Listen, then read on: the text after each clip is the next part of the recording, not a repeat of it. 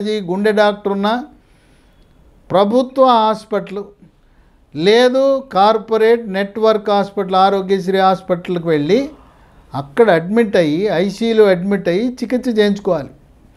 Injection వేసిన తర్వాత ఆ కరోనరీ ధమనులో ఉండే ఆ క్లాట్ అంటాం, ఆ రక్తపు గడ్డని కరిగిచ్చేస్తుంది. అప్పుడు కొంతమందికి యాంజియోగ్రామ్ అనే పరీక్ష చేసి, గతంలో యాంజియోగ్రాము తొడ దగ్గర పెట్టి చేసేవారు.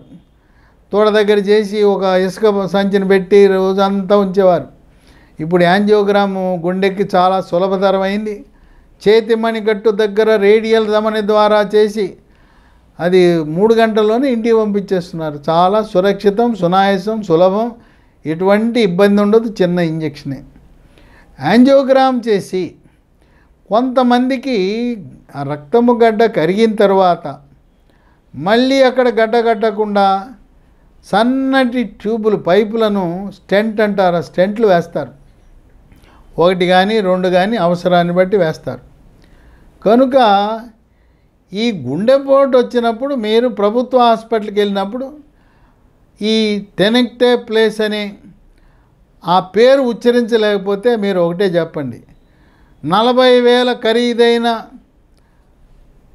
ఈ గుండెలో ఉండే రక్తపు గడ్డను కరిగించే ఇంజెక్షను చంద్రబాబు నాయుడు గారు అన్ని గవర్నమెంట్ హాస్పిటల్లో ఏర్పాటు చేశారంట కదా అని అడగండి.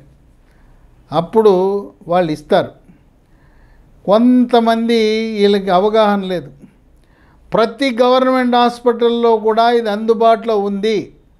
ఎప్పటికప్పుడు కనీసము ప్రతి గవర్నమెంట్ హాస్పిటల్లో 2 కంటే తక్కువ కాకుండా, చిన్న చిన్న హాస్పిటల్లో 2, పెద్ద హాస్పిటల్లో 5, బోధన ఆసుపత్రులు అయితే 10 ఇంజెక్షన్లు ఉండే విధంగా ఏర్పాట్లు జరిగినాయి. బడ్జెట్ కొదవలేదు, డబ్బులు కొదవలేదు, ఇంజెక్షన్లకు కొరత లేదు. కనుక ఈ అధునాతమైన చికిత్సా విధానము, స్టెమీ చికిత్సా విధానము ద్వారా 40,000 రూపాయల ఖరీదైన ఇంజెక్షన్ని తీసుకుని మనం హార్ట్ అటాక్, గుండెపోటు నుంచి బయటపడే అవకాశం ఉంది. మీరు బయటపడిన తర్వాత, ఇంటికి వెళ్ళిన తర్వాత ధూమపానము, మద్యపానము పూర్తిగా విడనాడాలి. ఈ బీడీ, సిగరెట్, చుట్టా, పొగాకు ఉత్పత్తులు వినియోగిస్తే చేసిన ఆ చికిత్స పూర్తిగా వైఫల్యం చెందుతుంది, మళ్ళీ హార్ట్ అటాక్ వస్తుందని గమనించాలి.